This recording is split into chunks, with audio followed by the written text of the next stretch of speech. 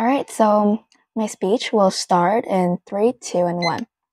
It's really weird that proposition, they both want to improve patients' experiences. They also want to improve the healthcare system in the hospital, but they also do not want those healthcare workers to strike.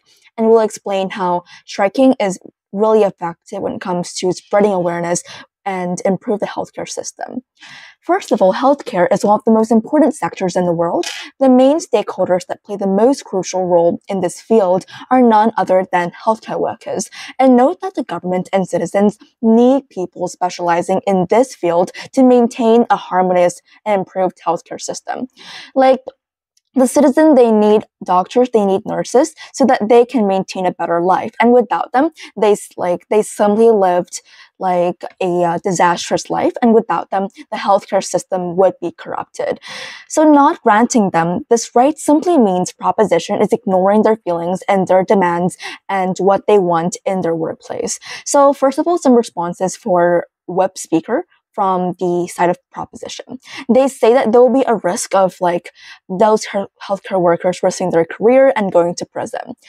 Well, we believe that this only proves the point of how the government isn't paying enough attention and is totally ignoring the need of workers. For example, if you go out and you protest that you want more salary for the job that you're doing, and then suddenly the police or the authority or the government put you in prison, this only proves the point that they're not paying enough attention, and putting them in prison will not actually solve the problem.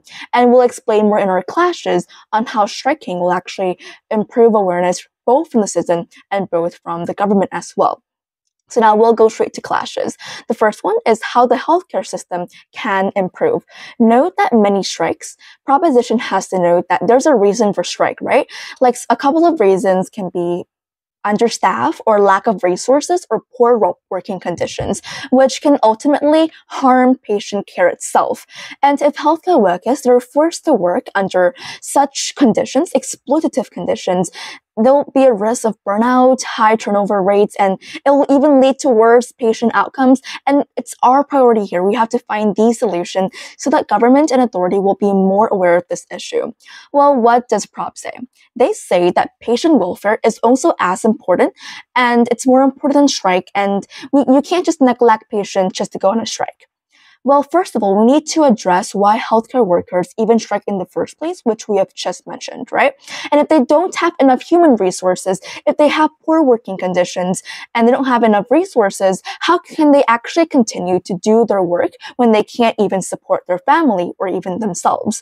And imagine a scenario where a teacher can't continue their teaching because of family issues or financial problems. We can't just blame them for discontinuing their teaching because self and family priorities must always come first. And let's note that if those workers, they don't have enough staff in the first place and a high turnover rates because we banned them from striking, then the fact that they say patients always goes first without working on ways to actually improve hospital conditions, and they don't also grant healthcare workers the right to strike, is completely the opposite of what we're trying to prove here. And the second thing, let's to address the problem about awareness, right? Because on our side, we say that striking as of now is effective, since it's the way that other citizens will also become aware of this issue. Just like environmentalists, they do protests in the street, and they do a lot of other things. Well, what their alternative on their side, they say that instead of this, there are other things like legal actions or negotiations. Note that healthcare workers, they will only strike, as we said, this is the last resort, so they will only strike only when all of the negotiations fail. So they will not just completely strike when they haven't even worked with their health department or they haven't worked with their higher corporations, right? So they will only strike when, and proposition even agree with this themselves, they will only strike when negotiations fail. And the fact that they resort to this extreme measure only reflects the severity of their grievances. And they never explain how the alternative even works in the first place and how is it more effective. On our side, we believe that when striking, it creates more pressure to the government which means that the government are more likely to take action. Less pressure means the government are less motivated, they're not motivated enough, and they will simply take the issue lightly because they think that like nobody is going to say anything, no protest, no screaming, so the problem will never be eventually be solved. So from all of this, we believe that we have won this debate because we proved to you how it is the right, the fundamental labor right for those healthcare workers to strike on their behalf, and how the healthcare system will potentially improve if we grant them the right to strike. So very proud to oppose.